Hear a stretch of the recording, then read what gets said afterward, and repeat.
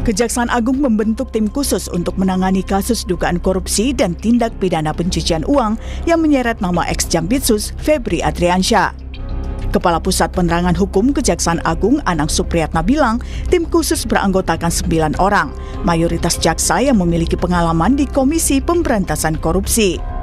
Seluruh anggota tim khusus juga dipastikan tidak berasal dari lingkungan Jaksa Agung Muda bidang tindak pidana khusus atau Pitsus untuk memastikan tidak adanya konflik of interest dalam penyidikan. Dalam sprindik baru, kami terbitkan makanya sprindik yang sifatnya khusus, kita bentuk tim khusus. Ini terdiri dari 9 orang. Yang jelas sebagian besar penyidik-penyidik ini yang berasal mantan alumni KPK. Jaksa-jaksa yang pernah bertugas di KPK. Siapa aja, Pak? Kurang lebih 9 orang. Di antaranya ada Saudara Riono, ada Saudara Katarina Girsang. Ya. Data Kejagung menyebutkan 9 anggota tim khusus tersebut adalah Agus Salim, Muhibudin, Katarina Girsang, Riono Budi Santoso, Agus Sahat, Irene Putri, Renaldi, Z Tadung Alo, dan Hari Wibowo. Bersamaan dengan pembentukan tim khusus, Kejaksaan Agung menerbitkan surat perintah penyidikan atau sprindik baru kasus dugaan korupsi tata kelola pasokan batubara PLTU, PT Asabri, dan PT Krakatau Steel yang menyeret ex-Jampitsus Febri Adriansyah. Namun Direktur Eksekutif Amnesty International Indonesia Usman Hamid khawatir Kejaksaan Agung akan mengalami konflik kepentingan saat mengusut kasus ex-Jampitsus. Meski Kejaksaan Agung telah membentuk tim khusus, namun menurut Usman kasus ini sebaiknya diserahkan ke lembaga yang lebih independen, yaitu KPK. Masyarakat juga menilai ada yang tidak beres seandainya kasus ini hanya ditangani oleh Kejaksaan Agung, terutama mengingat yang terlibat adalah orang nomor 2 setidaknya di Kejaksaan Agung. Nah, oleh karena itu yang dibutuhkan saat ini adalah ketegasan untuk memastikan bahwa kasus ini dibongkar sampai pada akar persoalannya. Jadi misalnya, kalau memang keterlibatan Jampitsus ini sudah tidak lagi bisa dibantahkan, segera tahan dan sebaiknya Kejaksaan Agung tidak memasuki wilayah ini sehingga akan meragukan kepercayaan masyarakat karena konflik kepentingan. Sementara itu, Ketua KPK Setio Budianto mengaku telah berkomunikasi dengan Jaksa Agung ST Burhanuddin terkait supervisi perkara mantan Jampitsus. Soal apakah KPK akan mengambil alih penanganan perkara ex-Jampitsus, Setio mengatakan menghargai proses penyidikan yang berlangsung di Kejaksaan Agung. Sudah ada ketentuan, ada pasal 6 yang mengatur tentang kewenangan, koordinasi, dan supervisi. Nah, nanti sambil kita tindak lanjuti, meskipun secara permintaan, secara lisan sudah disampaikan, nanti kan pasti ada permintaan juga secara tertulis dan akan dibahas sesuai dengan SOP yang ada di KPK. Komunikasi formal secara resmi antar kelembagaan sudah mulai berjalan belum? Ya, sudah mulai jalan. Gitu. Termasuk komunikasi Bapak dengan Pak Jaksa Agung? Tadi kan sebelahan saya sama beliau duduknya. Sudah membahas kali itu dengan Pak Jaksa Agung, Pak Jaya? Sedikit banyak sudah adalah pembahasan dari beberapa waktu yang lalu. Artinya itu menunjukkan keseriusan daripada Kejaksaan Agung untuk menindaklanjuti penanganan ini.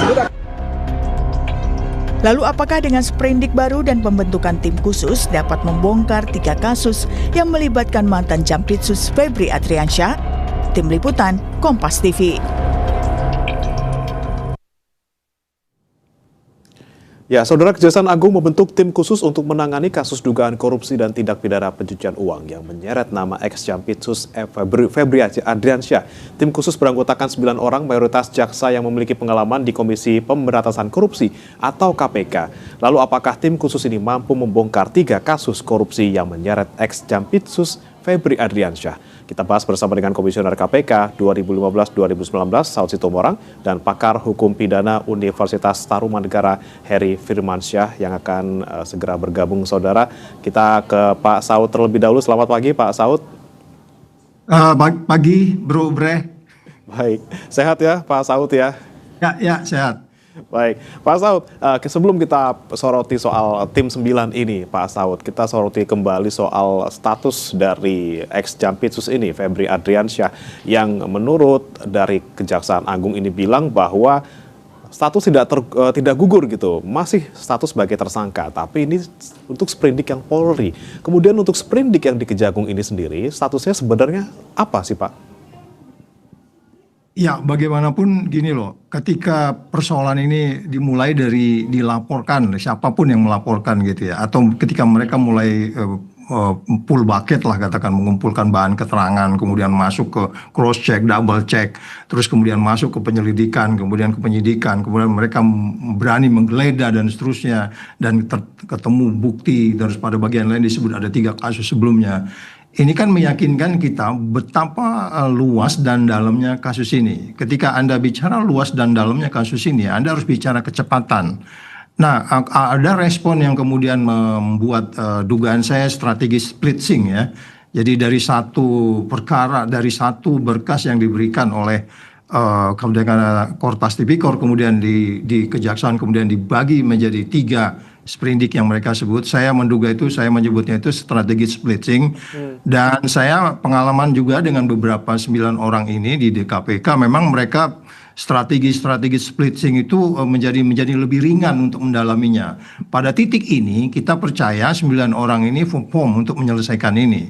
Strategi splitsing itu menunjukkan betapa dalamnya, betapa luasnya kasus ini, tempus delicti dan seterusnya, yang meyakinkan kita untuk sementara waktu kita bisa melihat akan ada perkembangan ke depan, untuk kemudian kita bisa melihat siapa-siapa lagi yang harus bertanggung jawab secara vertikal dan horizontal di dalam case ini. Jadi people change, orang bisa berubah, tapi saya masih menitikkan beberapa harapan untuk kemudian 9 orang ini bekerja dengan strateginya. Nanti kemudian akan muncul, pasti akan ada sprindik lain lagi, keyakinan saya. Mereka pengalaman di kasus-kasus yang pelik ya. Saya nggak usah menyebut beberapa kasus yang mereka tangani di KPK ketika saya di sana, tapi saya melihat mereka punya naluri yang kuat untuk kemudian sebagai penuntut, yang kemungkinan bisa meyakinkan kita bahwa ini akan diselesaikan sehingga hukum menjadi pasti, hukum menjadi adil, hukum menjadi lebih bermanfaat. Akan tetapi sekali lagi, karena saya mengatakan orang bisa berubah dari waktu ke waktu, yang paling aman adalah bagaimana KPK terus mensupervisi ini sehingga kemudian dalam hal ada terjadi hal-hal yang meragukan sehingga mereka dapat sesuai kewenangan Undang-Undang 19 2019 itu diminta tidak diminta, KPK berwenang mengambil alih ini karena ini melibat di pasal 11 itu melibatkan aparat penegak hukum. Gitu sementara, Bre. Oke. Pak Saud, berarti kalau Anda melihat 9 orang ini menurut Anda selain mungkin secara kemampuan, secara profesionalitas juga mumpuni, tapi terkait dengan bagaimana dia independen ataupun mungkin tidak memiliki afiliasi dengan FA, seperti apa, Pak? Ya, itu keraguan utamanya di situ, gitu ya. Itu yang kita sebut selama ini sebagai jeruk makan jeruk itu ya. Kalau dari sisi knowledge, pengalaman, integrity di masa lalu kita nggak ada ragu. Ada beberapa kasus yang pelik yang menurut saya ketika rapat di KPK itu bagaimana mereka mengeluarkan jalan pikirannya. Saya yakin bahwa mereka akan bisa perform di sini sehingga kemudian yang saya sebut tadi kedalaman dan keluasan kasus ini bisa secara cepat mereka selesaikan. Jangan lupa ini ada kaitan dengan posisi negara kita yang indeks persepsi korupsi 34. Berapa bulan lagi ke depan itu akan diumumkan indeks persepsi korupsi baru. Harapannya pemerintahan Prabowo ini bisa mengangkat indeks persepsi korupsi itu. Karena itu sangat linier dengan nilai kurs rupiah. Itu sangat linier. Nggak bisa bilang itu nggak ada kaitan dengan investasi dan terusnya, gitu Bre. Oke, baik. Sekarang saya juga mau sapa Mas Heri Firmansyah yang sudah bergabung. Selamat pagi Mas Heri. Selamat pagi Mas Bremat dan juga Pak Saud Situmorang, salam hormat. Pagi Mas Heri. Mas Heri, kami ingin pastikan kembali gitu ya soal status Febri Ardiansyah sebenarnya di Kejaksaan Agung ini. Tadi sempat saya tanyakan juga ke Pak Saud, bagaimana sebenarnya dengan sprindik yang berbeda, apakah status dari FA ini juga bisa sama, tersangka juga gitu? Ya, sudah ada jaminan ya dari beberapa pembicaraan dari internal kejaksaan bahwa statusnya tidak berubah. Karena memang ini hanya meneruskan saja, bahasanya mungkin pelimpahan atau pengalihan itu terserahlah secara penggunaan kata ya. Tapi yang pasti hakikatnya adalah ini hanya meneruskan saja proses yang sudah dilakukan oleh Kortas Tipikor dari kepolisian. Nah, dalam konteks ini yang masyarakat inginkan adalah pastinya penegakan hukum ini tetap berjalan sesuai relnya, transparan, akuntabel, profesional, karena kita tahu semua ini melibatkan dugaannya adalah orang di lingkungan top level manajemennya ya di institusi kejaksaan. Maka tentunya penegakan hukum ini tidak boleh kemudian tidak berjalan secara profesional tadi. Nah, masyarakat melihat dari awal penanganan kasus ini yang memang dirasa banyak lubang-lubang dalam hal segi formilnya, yang dikhawatirkan nanti ini jadi alat atau senjata untuk digunakan dalam misalnya pengajuan pra peradilan atau proses lainnya, atau nanti malah muncul misalnya tersangka lain yang kemudian akhirnya dikatakanlah dipersalahkan atas semua tindak pidana yang sedang diproses ini. Ini kan dugaan-dugaan yang masyarakat saat ini perdebatkan ya, yang muncul di lini masa, di media sosial ya, yang banyak kemudian kita tangkap menjadi sesuatu kekhawatiran adanya intervensi, tidak independennya proses penanganan perkara ini. Belum lagi kalau tadi menyambung dari dialog sebelumnya bahwa masyarakat sebenarnya ingin di mana peran atau posisi Komisi Pemberantasan Korupsi saat ini. Tadi Pak Saud, kalau saya tidak salah mendengar, sudah bicara tentang pasal 6, pasal 11 ya. Ada pasal 10A gitu ya. Ada Perpres nomor 102 tahun 2020 yang bicara tentang supervisi dan koordinasi penanganan tindak pidana korupsi, yang sebenarnya ini tidak salah ya. Ini sangat relevan sekali dengan apa yang dikhawatirkan masyarakat tadi ketika ada dua institusi yang ya kalau kita lihat walaupun sudah menampik dengan adanya pertemuan di level atas ya antara Pak Jaksa Agung dan juga Pak Kapolri, ini ada seperti dalam tanda petik sandra menyandra dengan ya, karena kalaupun kita katakan ini prosesnya sudah dikuntit 1 atau 2 tahun yang lalu, kenapa kemudian lambat sekali, padahal dalam konteks pemberantasan korupsi momentum itu penting, bisa saja ya sudah hilang barang bukti dan lain sebagainya. Waktu pas penetapan Pak Febri Ardiansyah sebagai tersangka, itu kan ada jeda yang lumayan cukup itu kan, sampai memberikan keterangan pers dan lain sebagainya. Walaupun sekali lagi memang kita masih menggunakan presumption of innocence ya, asas praduga tidak bersalah, karena proses ini masih panjang. Ini lagi demam Piala Dunia Mas Bri. Kayak ingat kita kemarin Inggris kalah lawan Argentina 2-1 kan. Jadi pendukung Inggris yang nonton di menit 80 itu masih berbahagia dia. Nah, jadi kita harus melihat ini sampai akhir Pak. Nggak bisa kemudian hanya melihat di awal komitmennya, karena pemberantasan korupsi, penegakan hukumnya dalam hal ini butuh konsistensi. Gitu. Tapi Mas Heri, kalau kita lihat ini 9 sudah ada sebagian besar yang dari KPK seperti itu jaksanya. Kalau kita lihat, kenapa nggak kemudian langsung aja KPK sekalian yang ambil gitu? Apakah cukup dengan hanya 9 jaksa dari Kejaksaan Agung yang sempat pernah bekerja di KPK, ini juga cukup untuk bisa memastikan independensi itu? Saya tidak bisa mengatakan itu representasi dari KPK secara institusi ya, tapi yang mungkin nanti lebih tepat untuk menjawab ini adalah Pak Saud Situmorang, karena pernah bagian dari KPK begitu ya, atau juga internal KPK saat ini yang kita belum mendengar statement tegasnya ya, mungkin statement dalam tanda petik bahasa politiknya menunggu ya, mengikuti, monitoring dan lain sebagainya. Dan paling lemah memang dalam pemberantasan korupsi kita adalah fungsi koordinasi dan supervisi yang sebenarnya itu ada di pundaknya KPK ya. Cuman memang ada perdebatan di Undang-Undang 19 tahun 2019, ada yang mengatakan pelemahan KPK dalam tanda petik ya, dan lain sebagainya. Tapi tentunya kalau kita secara logika saja ya, ada dua pihak yang sedang bertikai. Ya harusnya penengah kan. Posisi penengah ini kan sebenarnya dalam penegakan hukum tindak pidana korupsi bisa dilakukan KPK, karena penyidik dalam hal ini adalah pemberantasan korupsi selain dari kepolisian dan kejaksaan adalah KPK.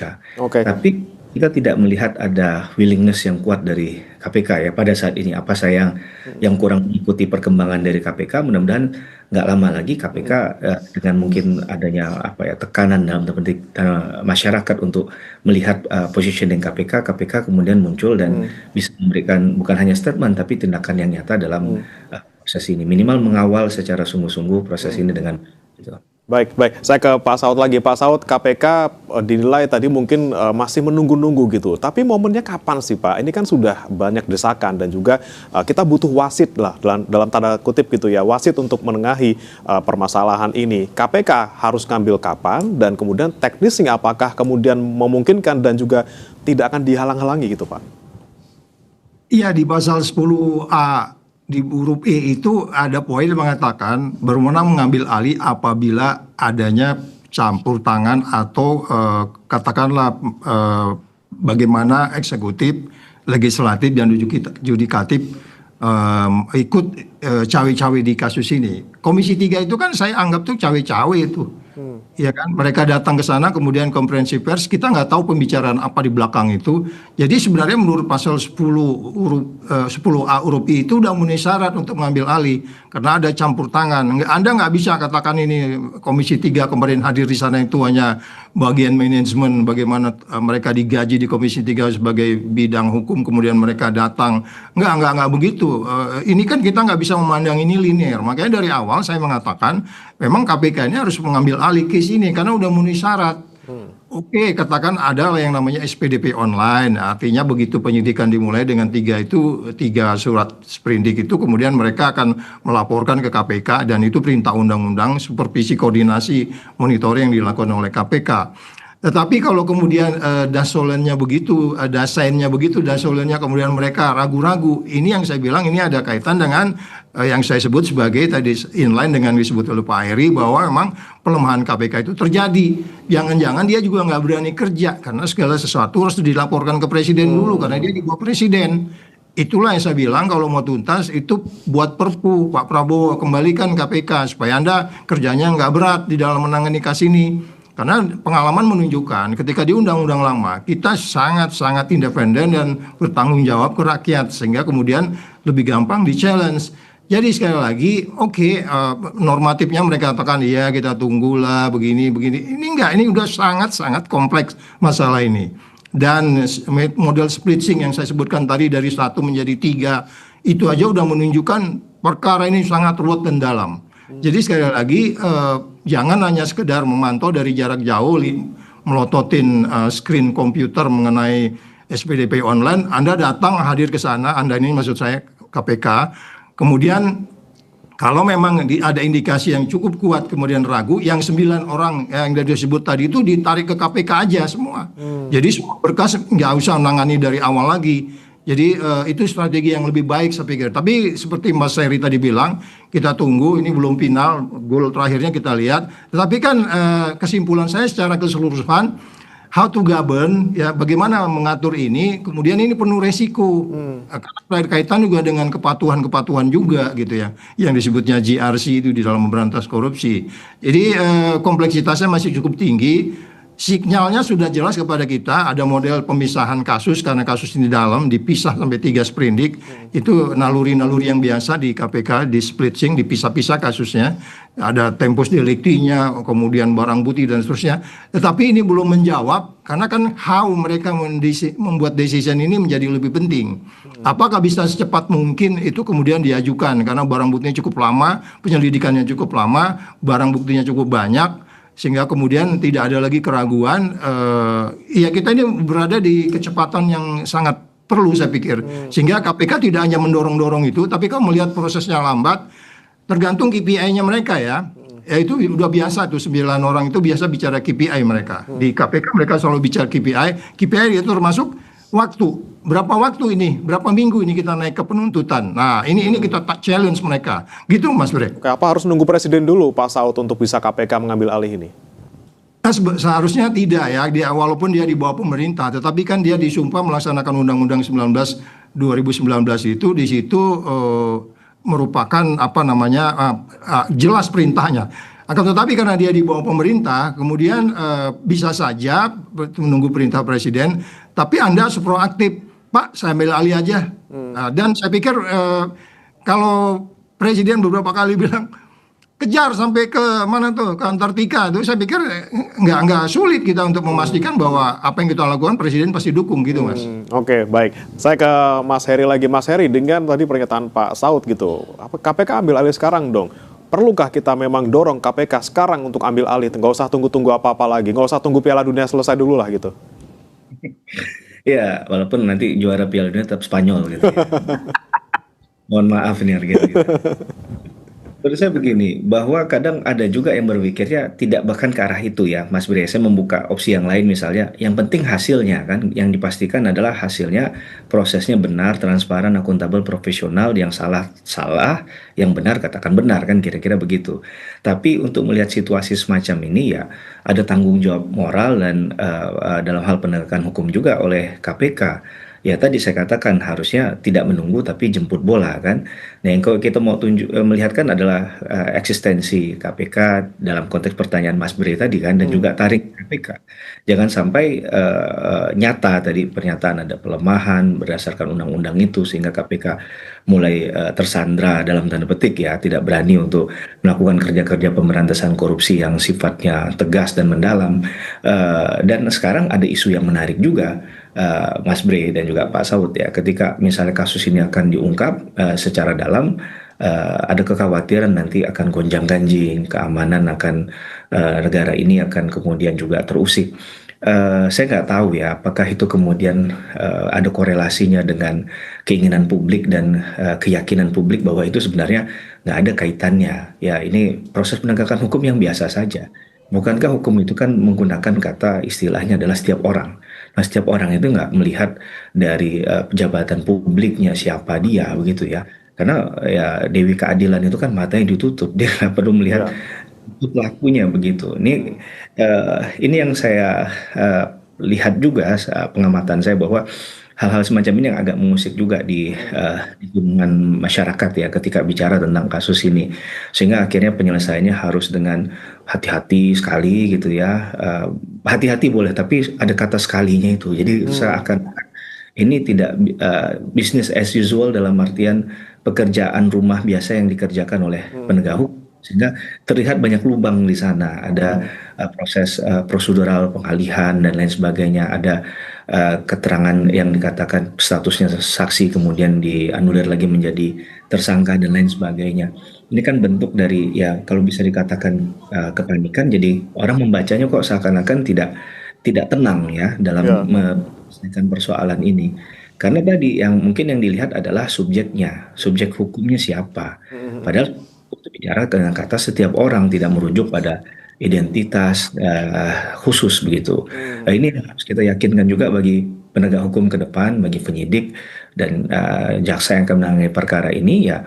Yang tadi saya sederhana saja, yang benar katakan benar, kalau salah katakan salah. Jadi Pak FA juga dalam hal ini punya potensi untuk belum tentu salah kan, walaupun mengatakan buktinya sudah sangat kuat ini, ada 74 kg batang emas begitu kan, kemudian ratusan miliar, 400-an sekian miliar yang dinastis. Tapi kan sekali lagi bahwa penyitaan itu harus ada kaitan dengan tindak pidana. Tapi Mas Ferry, maaf saya potong. Memang kalau kita bicara soal subjeknya adalah FA gitu, mungkin kita bisa lihat bersama-sama prosesnya seperti apa. Oke, semuanya sudah berjalan seperti seharusnya, benar semuanya. Tapi kemudian jika kita melihat ini kan kasus ditangani oleh keluarga sendiri. Dalam tanda kutip ini anak kecil lagi nyolong permen, dikasih ke orang tuanya, dibina dan dihukum. Tapi apakah kita bisa menjamin bahwa ternyata tidak terlibat orang tuanya, atau misalnya ada keluarga lain yang terlibat di dalam situ? Ya, hukum itu berusaha untuk objektif memang Mas Bre, tapi siapa yang bisa menggaranti objektif 100%? Ya pasti subjektivitas.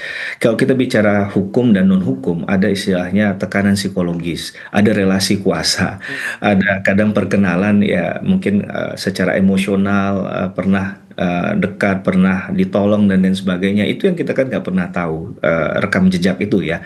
Akan capek kita akan menilai itu, tapi memang yang harus dipastikan ya mereka tidak ada konflik of interest, integritasnya tinggi. Ini yang harus diperhatikan begitu.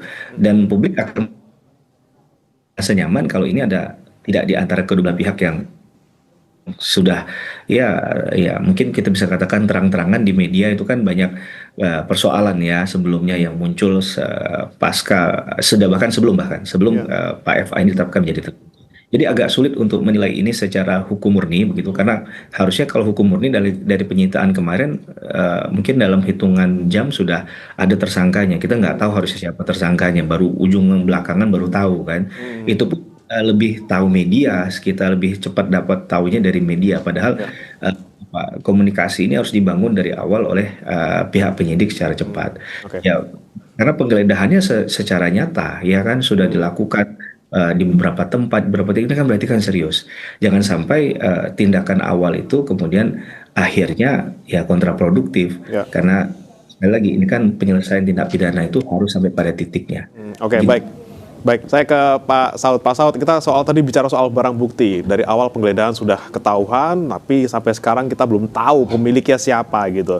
Nah, yang bisa kita dorong sekarang adalah selain mencari pemiliknya siapa, yaitu bagaimana status barang bukti dan juga nasib barang bukti ini. Kalau di KPK sendiri, Pak, dulu ketika Anda sempat di KPK seperti itu, soal barang bukti ini kan dialihkan ataupun disita oleh KPK seperti itu. Nah, ini sekarang barang bukti ada di rumah anak yang sedang mencuri seperti itu. Bagaimana nasibnya barang bukti ini? Siapa yang ngawasi kalau seperti itu? Ya, kembali lagi soal kepercayaan. Itu yang saya bilang risikonya cukup tinggi kalau ditangani oleh tuan rumahnya sendiri gitu ya. Itu yang dari awal makanya saya katakan ini kan republik ini persoalan kepercayaan, persoalan utamanya. Nggak ada yang bisa dipercaya lagi di negeri ini. Even kepada presidennya, rakyatnya tiap hari bikin meme-meme juga kan, ngeledek-ngeledek gitu kan. Rakyatnya disuruh keluar dari negerinya gitu kan, itu kan mengurangi kepercayaan gitu. Ada nggak ketulusan dalam membangun hukum yang baik? Karena kalau kita bicara hukum itu, apalagi kompleksnya kasus ini, nanti itu kan pertanyaannya kan siapa pelaku utamanya, siapa pelaku pembantunya, siapa yang memberi perintah, siapa pelaksana, terus bagaimana pihak-pihak yang menikmati ini kan harus dibuka oleh 9 orang ini gitu. Kalau ini nggak dibuka, ini ya omong kosong gitu. Jadi kita sekarang mempercayakan 9 orang itu. Saya katakan risikonya terlalu tinggi. Kita sekarang sedang mencoba melaundry kasus ini dengan meletakkan kepada 9 orang itu. Itu sebelumnya itu saya katakan berisiko. Udah yang 9 orang itu supaya nggak bawa lagi kembali sebagai penyidik, tapi mereka bekerja di bawah koordinasi KPK secara keseluruhan. Nah, ini baru kepercayaannya tinggi nih kalau begini gitu ya. Jadi sekali lagi, tadi kan Mas Heri udah mengingatkan bagi kita. Ini kan kita bicara barang siapa, ya kan? Siapa saja gitu, nggak ada urusan mau siapa, masih aktif kayak bekas siapa kayak tokoh politik. Ya urusannya Indonesia ini kan korupsi itu selalu political corruption, state capture corruption. Ya kan, nggak ada ini berdiri sendiri itu nggak ada. Nah, oleh sebab itu, kalau presiden yang punya naluri yang kuat tentang bahwa ini contoh yang sempurna untuk dijadikan sebuah penyelesaian di pemerintahannya, harus tidak hanya berupa normatif, manggil ya kamu koordinasikan ya kamu baik-baik ya. Pertanyaannya how-nya itu yang nggak bisa kita jawab gitu loh. Jadi sekali lagi kalau umpamanya kemudian ini per hari ini kita diskusinya masih bagaimana bisa membuka case ini menjadi lebih luas, dalam dan cepat, itu juga masih dipertanyakan bagaimana Anda mengerjakannya.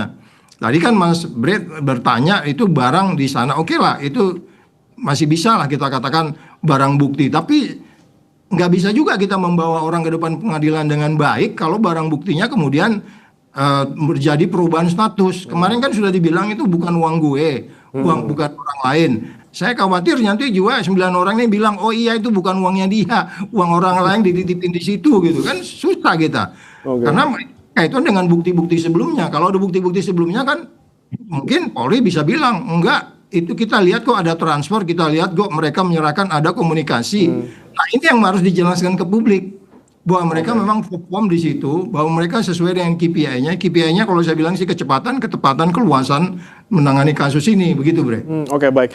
Kembali saya ke Mas Heri. Mas Heri tadi, apakah perlu kita kemudian mendorong, 9 orang ini jaksa dari Kejaksaan Agung, tapi kemudian bisa bekerja di bawah koordinasi KPK untuk menangani kasus ini, dan tadi soal barang bukti juga, kita bisa pastikan di dalam rumah di situ tidak diapa-apakan, atau nanti tidak berubah, misalnya kepemilikannya tahu-tahu bukan pemilik yang seperti selama ini kita kira, bukan pemiliknya, bukan yang itu gitu.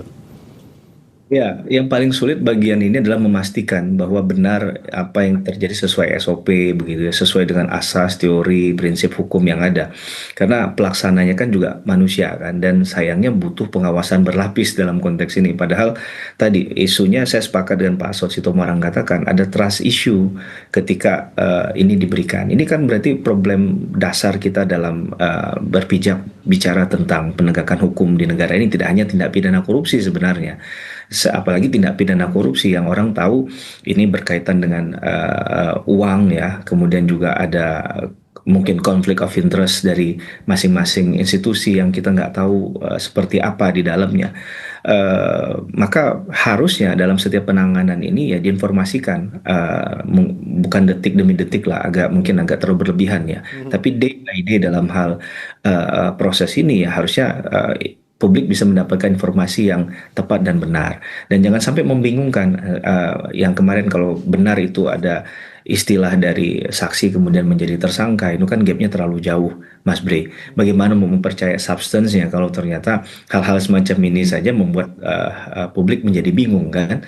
Jadi seakan-akan tidak percaya diri, seakan-akan ragu-ragu, seakan-akan terlalu hati-hati. Nah, ini yang kemudian dibaca publik ada apa? Dan kemudian ya jangan salahkan, akhirnya ada yang berpikir menjurus kepada hal-hal yang negatif misalnya, walaupun belum tentu itu benar gitu. Kita harus percaya bahwa ada orang yang darahnya itu merah putih untuk. Nah, ini akan ya sosok semacam ini yang harusnya mengambil alih dan diberikan kepercayaan untuk menjalankan tugas-tugas yang sangat terhormat ini. Ya, karena kalau kasus ini ditangani oleh orang-orang yang kemudian punya catatan rekam yang tidak baik juga, ya bisa jadi pukulan balik kan. Karena ya ini adalah celah bagi mereka yang dijadikan tersangka untuk melakukan perlawanan tadi. Nah, nanti kemudian ke depan ada pra peradilan dan lain sebagainya, itu pun sudah banyak penilaian dari media dan juga masyarakat yang mungkin tidak akan terjadi, tapi menjaga-jaga jangan sampai ada skenario-skenario yang diselundupkan dalam tanda petik ya perkara ini, karena bisa saja dicoba dengan berbagai macam cara. Kayak kemarin kalau saksi statusnya saksi misalnya itu benar, kemudian tidak ada reaksi dari publik, ya mungkin juga akan terus begitu ya status itu begitu, jadi kayak test the water aja. Maka ini kan perlu juga diperhatikan ya, masyarakat sekarang sudah sangat pintar memahami hal-hal semacam itu yang perlu kita ingatkan. Masyarakat juga sudah walaupun mereka bukan kuliah di Fakultas Hukum ya secara resmi begitu, tapi mereka juga sebenarnya sudah sangat paham dengan hal-hal semacam ini. Jadi kita mengingatkan bahwa mata dan telinga dari proses penegakan hukum ini ada di setiap masyarakat dan harus disampaikan yang benar tadi. Kalau memang tidak salah ya katakan tidak salah. Kalau dia memang salah ya proses sesuai dengan hukum yang berlaku. Dan yang sampai ada konflik of interest-nya, penjabaran konflik of interest sekali lagi Mas Bre yang memang agak sulit begitu ya dalam setiap penanganan tindak pidana korupsi bisa ditemukan begitu. Sebelum kita lihat nanti kasusnya diambil KPK, paling tidak Kejaksaan Agung kalau bisa menjaga kepercayaan masyarakat, berikan informasi secara sesering mungkin, seterbuka mungkin agar masyarakat juga percaya bahwa ini akan kasusnya diusut tuntas oleh Kejagung, dan yang paling kita tunggu kapan FA diperiksa ya. Terima kasih Mas Heri Firmansyah, pakar hukum pidana Universitas Tarumanegara, dan juga Pak Asot Sitomorang, Komisioner KPK 2015-2019 sudah bergabung di Sapa Indonesia Pagi. Salam sehat, selamat pagi. Salam sehat. Bang, izin Bang. Saudara jangan beranjak, kami akan kembali dengan informasi. Meski Pertamina sudah memasok 6.600 kiloliter BBM di sejumlah SPBU di Kota Medan, pagi ini antrean masih terjadi.